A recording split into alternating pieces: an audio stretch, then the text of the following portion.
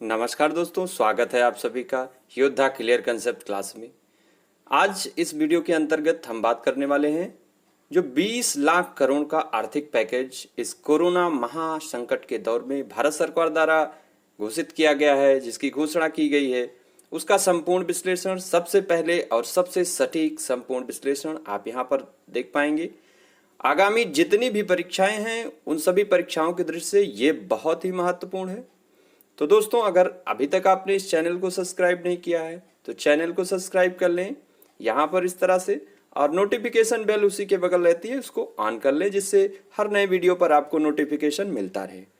तो आइए बिना समय लगाए हुए विश्लेषण शुरू करते हैं। 20 लाख करोड़ का आर्थिक पैकेज भारत सरकार द्वारा ये घोषित किया गया है। इसको सबसे पहले इसका नाम जान लें, आत्मनिर्भर भारत पैकेज। वनडे एग्जाम में इस तरह के भी प्रश्न पूछे जाते हैं कि जो पैकेज घोषित किया गया उसको क्या संज्ञा दी गई है, तो इसका नाम है आत्मनिर्भर भारत पैकेज। इसकी घोषणा आप सभी जानते हैं 12 मई 2020 को प्रधानमंत्री श्री नरेंद्र मोदी जी द्वारा राष्ट्र के नाम संबोधन के दौरान किया गया था, और वित्त मंत्री निर्मला सीतारमण जी द्वारा 5 दिन में 53 स्कीमों के तहत इसका संपूर्ण विवरण प्रस्तुत किया गया। तो एक एक करके हम लोग देखेंगे 5 दिन में पहली घोषणा क्या हुई।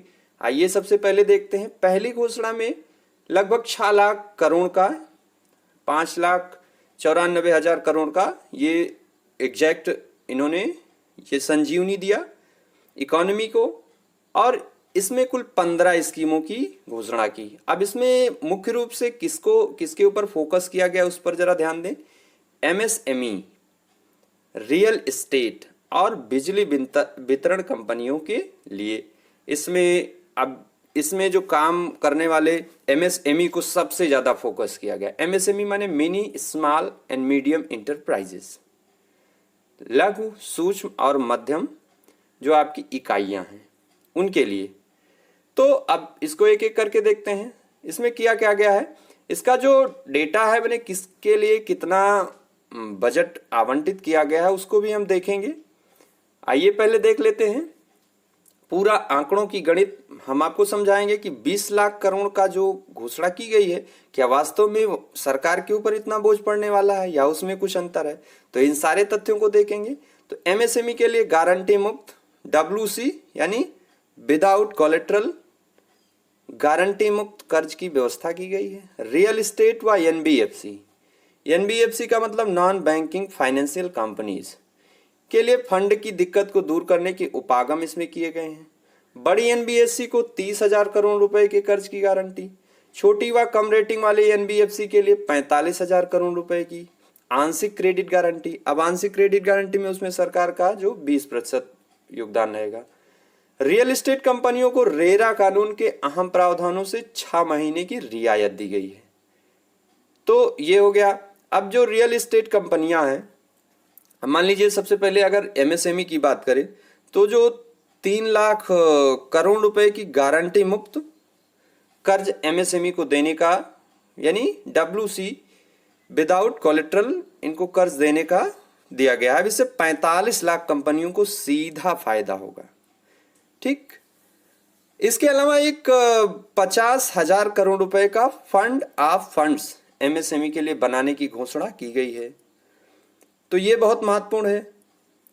और ये हमने बताया कि आंशिक क्रेडिट गारंटी एनबीएफसी के लिए, छोटी एनबीएफसी के लिए। इसके अलावा कुछ और भी तथ्य हैं। बिजली वितरण कंपनियों को भी 90,000 करोड़ रुपए का जो है पूरा उनको दिया गया है, जिससे वो विद्युत सप्लाई उनको देने में, कर्ज से मुक्त होने में उनको बहुत ही सहूलियत दी गई है। इसके अलावा जो लोकल के लिए ओकल का नारा प्रधानमंत्री जी ने दिया था, उसका ध्यान रखते हुए 200 करोड़ रुपए के ठेके में विदेशी कंपनियों का प्रवेश प्रतिबंधित कर दिया गया है। तो ये बहुत महत्वपूर्ण है। और आम आयकर दाता के लिए देखें तो कुछ नहीं, केवल एक झुंझुना स्वरूप TDS और TCS की दरों में 25% की कटौती की गई है, और उनके आयकर रिटर्न फाइल करने की जो तिथि है वो 31 अक्टूबर तक के लिए बढ़ा दी गई है। आप सभी जानते होंगे कि 31 जुलाई अंतिम तिथि रहती है। ठीक है, तो ये आम आय करदाता को एक आंशिक ये कहें कि राहत देने का प्रावधान किया गया है।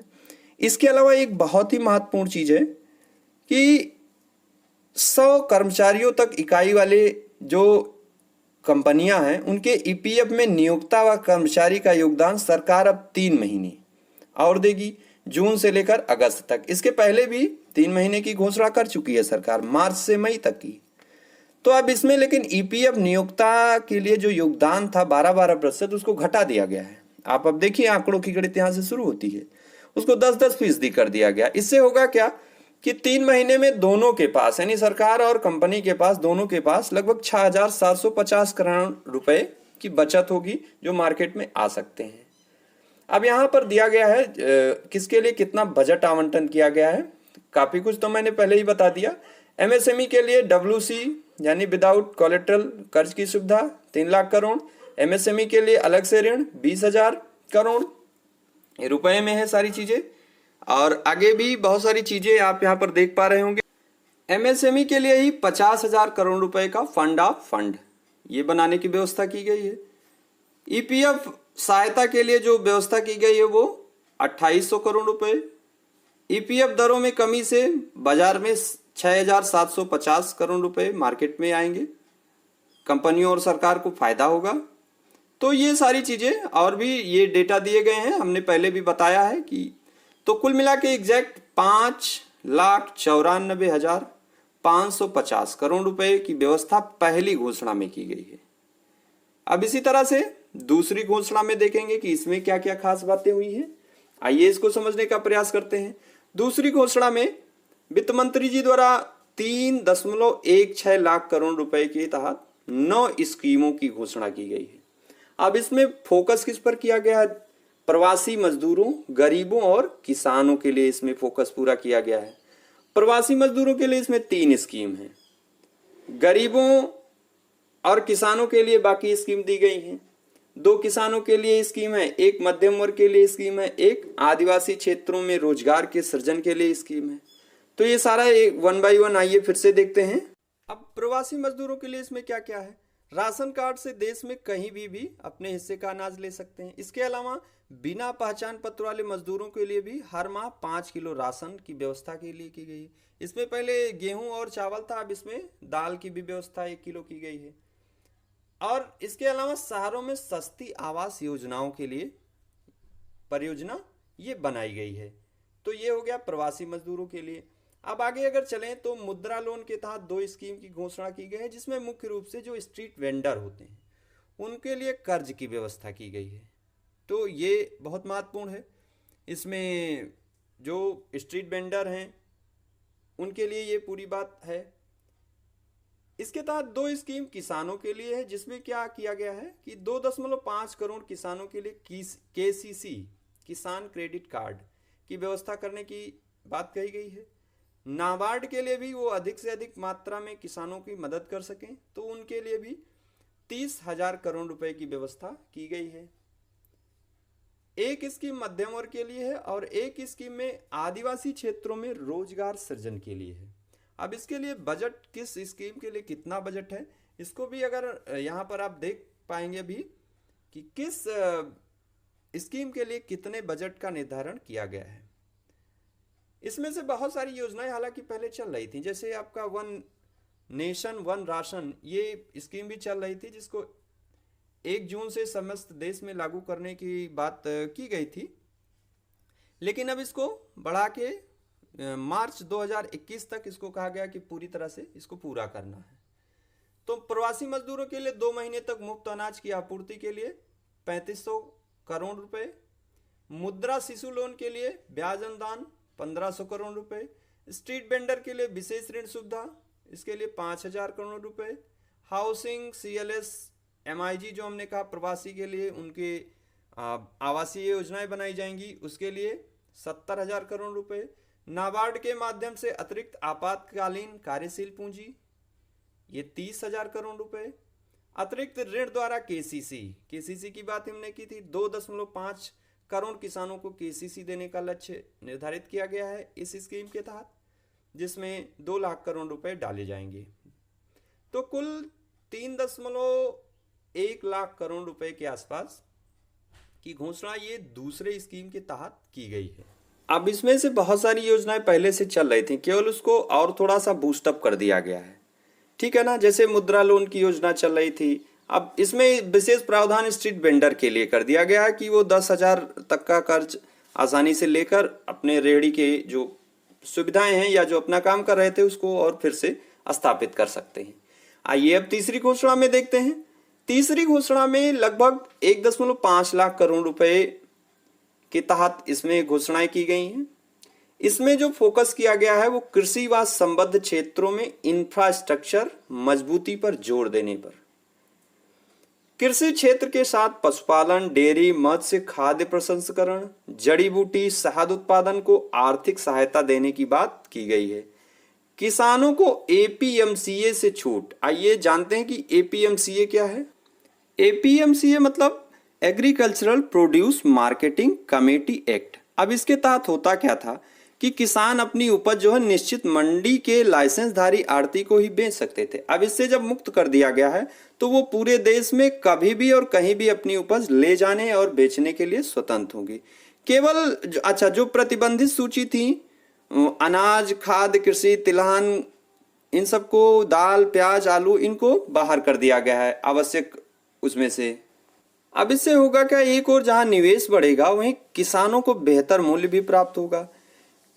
इस सब पर जो प्रोसेसर वैल्यू चेन वालों के लिए स्टॉक सीमा थी वो भी हटा दिया गया है, तो ये किसानों के लिए इसमें प्रावधान किया गया है। इसके अलावा हमने बताया कि मत्स्य योजना के लिए आपके लिए ऑपरेशन ग्रीन के तहत कृषि इंफ्रास्ट्रक्चर स्ट्रक्चर फंड, ये आप यहाँ पर सब देख पा रहे होंगे कितना इसके लिए बजट निर्धारित किया गया है। आंकड़ों की गणित में ना जाएं आप, आंकड़े नहीं पूछे जाते हैं। हाँ, कभी कभी वनडे एग्जाम में पीसीएस, स्टेट पीसीएस में या एसएससी जैसे एग्जाम में पूछ लिया जाता है कि इसमें जैसे मान लीजिए पूछा गया कि मधुमक्खी पालन के लिए कितने बजट की व्यवस्था की गई है, या प्रधानमंत्री मत्स्य संपदा योजना, खासकर इस तरह से योजनाएं जिसमें प्रधानमंत्री या किसी व्यक्ति विशेष का नाम जुड़ा रहे, उससे संबंधित बजट के बारे में कई बार परीक्षाओं में वनडे एग्जाम में पूछा जाता है। अब इसमें एक टर्म और है एमएफई का विकास। एमएफई का मतलब सूक्ष्म खाद्य प्रसंस्करण, मिनी फूड इंटरप्राइजेस, ये इनका जो है व्यवस्था की जाएगी। उसके लिए 10,000 करोड़ रुपए का प्रावधान इस घोषणा में किया गया है। अब आइए समझते हैं कि चौथी घोषणा में और पांचवी घोषणा में क्रमशः किन क्षेत्रों के लिए उनको राहत देने का प्रयास किया गया है। तो चौथी घोषणा में हम अगर देखें तो कोयला खनन, शिक्षा, रोजगार, रक्षा, अंतरिक्ष विज्ञान, आणविक ऊर्जा के क्षेत्रों के लिए उनके ये कहें कि उनके राहत के लिए ये घोषणाएं की गई हैं। अब इसमें जो प्रमुख प्रावधान है वो 50 कोल ब्लॉकों का कमर्शियल माइनिंग दे दिया गया है। अभी हम इसको बता रहे हैं कि इससे क्या प्रभाव पड़ेगा। उड़ान सेवा जो चल रही है, सस्ती हवाई सेवा, उड़ान उड़े देश का आम नागरिक, तो उसकी लागत में कमी के लिए 1,000 करोड़ रुपए की व्यवस्था की गई है।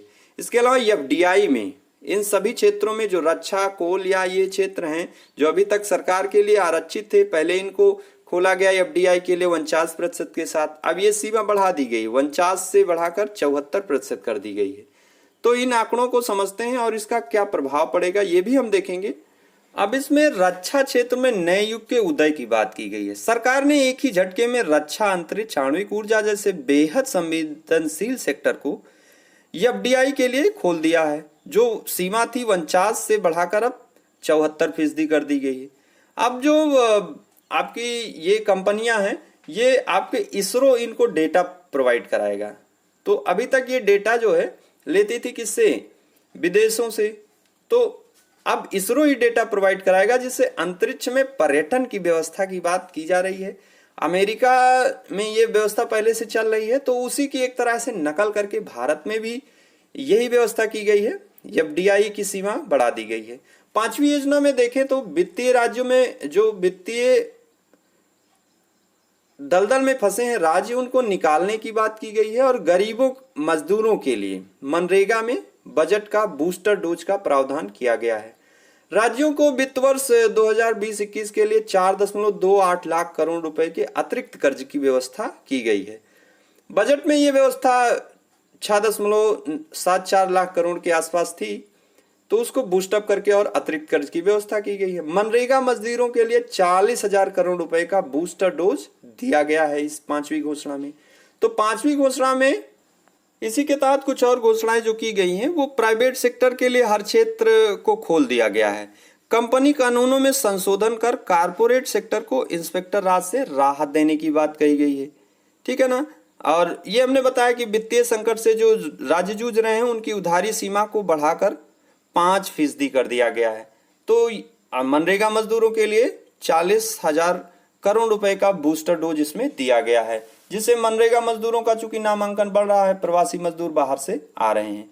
आइए अब इसका संपूर्ण एनालिसिस, पूरा बजट एक नजर में देखते हैं और किस मद के लिए किस घोषणा में कितना घोषित किया गया है। पहली घोषणा के अंतर्गत 5,91,000 नहीं, यहाँ 94,000 होगा, ये यहाँ पर मिसप्रिंट है।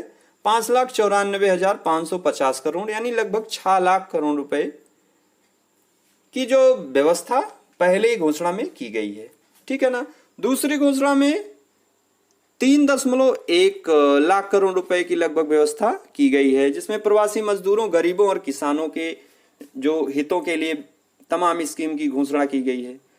तीसरे स्कीम में कृषि व संबद्ध क्षेत्रों के इंफ्रास्ट्रक्चर के मजबूती पर जोर दिया गया है, जिसमें 1.5 लाख करोड़ रुपए की व्यवस्था की गई है। चौथी व 5वीं घोषणा में जो आपके हमने बताया कि कोयला खनन, अंतरिक्ष विज्ञान, रक्षा, इन क्षेत्रों के लिए और इसके अलावा वित्तीय संकट में फंसे राज्यों के लिए और मनरेगा मजदूरों के लिए अतिरिक्त बूस्टर डोज की व्यवस्था की गई है। ये आप याद रखिएगा, वनडे एग्जाम में इस तरह के प्रश्न पूछे जाते हैं, जैसे एफडीआई की सीमा को कितने से कितना बढ़ा दिया गया, तो ये कई बार हमने बताया। अब ये जो टोटल हुआ ये 11,02,650 करोड़ ही हुआ, और घोषणा जो की गई थी वो कितने 20 लाख करोड़ रुपए की आर्थिक पैकेज की बात की गई थी। तो अब आंकड़ों की गणित आप समझिए, इसके पहले कुछ उपाय पहले ही किए जा चुके थे। PMKGBB यानी प्रधानमंत्री गरीब कल्याण योजना के तहत पहले ही लगभग 2 लाख करोड़ रुपए सरकार ने डाले थे। इसके अलावा रिजर्व बैंक ने तमाम उपागम किया था जो लगभग 8 लाख करोड़ रुपए का हो गया। तो इन दोनों को मिला के 9,94,403 लाख करोड़ रुपए यानी इतने करोड़ रुपए की व्यवस्था ये पहले ही की जा चुकी थी। तो 20 लाख करोड़ रुपए के जो आर्थिक पैकेज की घोषणा की गई उसका वास्तव में अगर देखा जाए तो भार अभी सरकार पर केवल लगभग 2 लाख करोड़ रुपए का पड़ रहा है, यानी जीडीपी का सिर्फ जो 1% है, क्योंकि इसमें से तमाम योजनाएं पहले से चल रही थी, केवल उनको बूस्टर डोज दिया गया और तमाम उपागम पहले ही आरबीआई के द्वारा और सरकार के द्वारा भी PMKGBB ये इस योजनाओं के तहत इसकी घोषणा की जा चुकी है। तो आइए अब हम देखते हैं कि वैश्विक स्तर पर प्रमुख देशों ने कोरोना महामारी से लड़ने के लिए कितने आर्थिक पैकेज की घोषणा की और वो जीडीपी के उनका आकार कितना था। आइए इसको समझने का प्रयास करते हैं, ये भी बहुत महत्वपूर्ण है। वनडे एग्जाम में इस तरह के भी प्रश्न पूछे जाते हैं कि किस देश ने सबसे ज्यादा या किसने इसमें से दूसरे नंबर पर उनको अरेंज करने के लिए भी आ जाता है। अब आंकड़ों की गणित जो यूपीएससी है उसमें नहीं पूछा जाता, लेकिन जो आपके स्टेट पीसीएस के एग्जाम है या आपके जो एसएससी के एग्जाम है उसमें ये पूछे जाते हैं। तो यहाँ पर आप देख पा रहे होंगे जापान ने सबसे ज्यादा अपने जीडीपी का 21.1% इस कोरोना से लड़ने के लिए किया है। अमेरिका ने 13%, स्वीडन ने 12%, जर्मनी ने 10.7%, भारत ने 10%, फ्रांस ने 9.3%, स्पेन ने 7.3%, इटली ने 5.7%। तो ये जीडीपी का प्रतिशत है कि कितना उन्होंने कोरोना से लड़ने के लिए कितना पैकेज की घोषणा की। तो ये महत्वपूर्ण वनडे एग्जाम के लिए है, बाकी उतना ज्यादा महत्वपूर्ण नहीं है। आप जानते रहे तुलनात्मक अध्ययन भी आपको आना चाहिए। तो दोस्तों ये रहा जितने इसमें आंकड़े दिए गए हैं उसका जो स्रोत है वो आधिकारिक केंद्र सरकार की आधिकारिक वेबसाइट है, और इसके अलावा जो न्यूज़पेपर्स हैं दैनिक जागरण, इसके अलावा आपका हिंदुस्तान टाइम्स, वहां से इनको लिया गया है। ये पूरी तरह से सटीक और संपूर्ण विश्लेषण रहा। मुझे आशा है कि वीडियो आपको पसंद आया होगा। अगर वीडियो पसंद आया तो इसे लाइक करें, दूसरों में शेयर करें। आने वाली सभी परीक्षाओं के लिए बिल्कुल, चाहे वो प्री हो या मेंस हो, उसमें ये प्रश्न पूछे जाएंगे। आप सभी पढ़ते रहें, मस्त रहें। Bye bye.